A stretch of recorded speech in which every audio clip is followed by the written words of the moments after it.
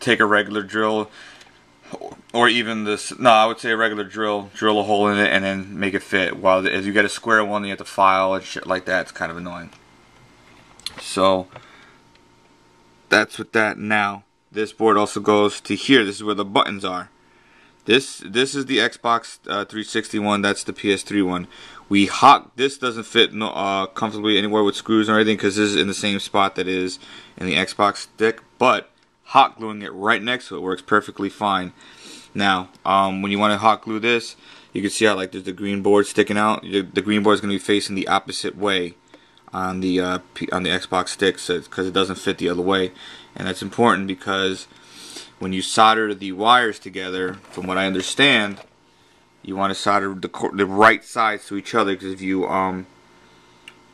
put a multimeter to it, you'll see which side is negative, which side is positive. And I don't remember exactly, but I say this is positive, then you got to make sure you solder this positive wire on the PS3 to this positive wire on the Xbox, so they get soldered together. I'm assuming that would make problems if you did not do that correctly. Now, do not get fooled by the colors. They do not use the same colors to match with the buttons. So, and that's, you know, that kind of threw me off. So, like, this is A on Xbox and X on PS3, right? If they use a green wire for this, they're not going to use a green wire for the Xbox one. So don't think you just grab wires and put them all together, or else you're going to be having the X button over here and Y here and B there. Alright, so that's important to know. So what we did was we just pulled out all the wires on the Xbox side of the board.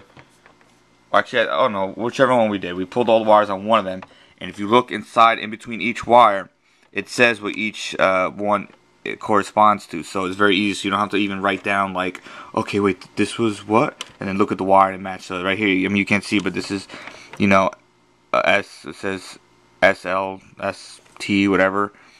R2, L2, so it's real very easy. Oh yeah, so this is like select button, start button, and then R2, L2, so it's all in there. So all you gotta do is look inside, and then when you're soldering, you just match and all that. So that's real easy. So what we did was you splice open each wire and solder them together and then shrink tube it.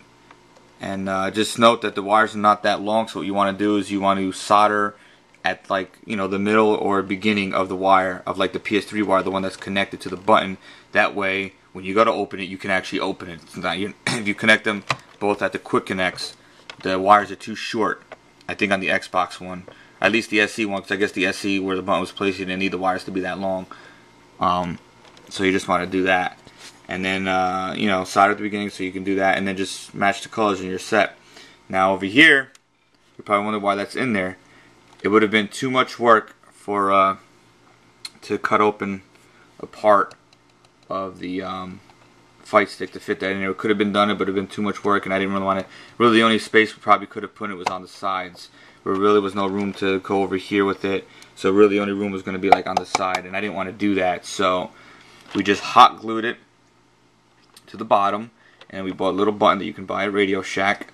So, you know, and solder 2 wires to that button, and then if you look on it here, when you look at the board on the dashboard button, it'll say X. It says X Guild on it. It doesn't say guide. Apparently, it can't spell, so it says guide. So that's to tell you that's the part that controls the Xbox guide button. That's all you want to worry about. Solder to that point, and I think, I'm not sure if the other point says Xbox guide in it or not, but all you want to do is once you solder the one point, then touch the other point, and then, like what we did was we had the button already connected to the wires, so then we would touch the other point and then press the button to see if the dashboard came up. If the dashboard came up, then that was it. Then we just soldered to that. We drilled a hole, and there's my dashboard button over there. I don't know if I'm recording it or not, but I think I showed it to you guys in the beginning anyways.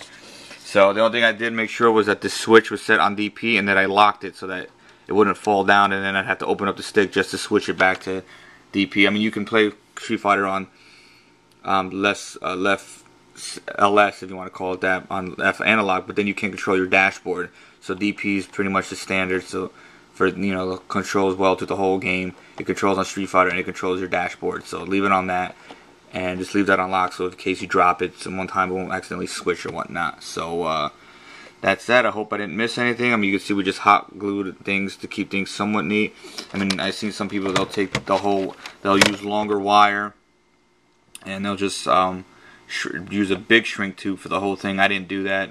We didn't buy any. I mean, we bought some extra wire, but we didn't feel like, you know, going to the work of using, you know, redoing everything, because then we'd have to like take the quick connects off and, you know, solder it to the longer wire just so we can shrink tube everything together. Because here it's kind of hard. If we shrink tube it, you're not going to be able to move too much with it. So, but that's it. Thank you.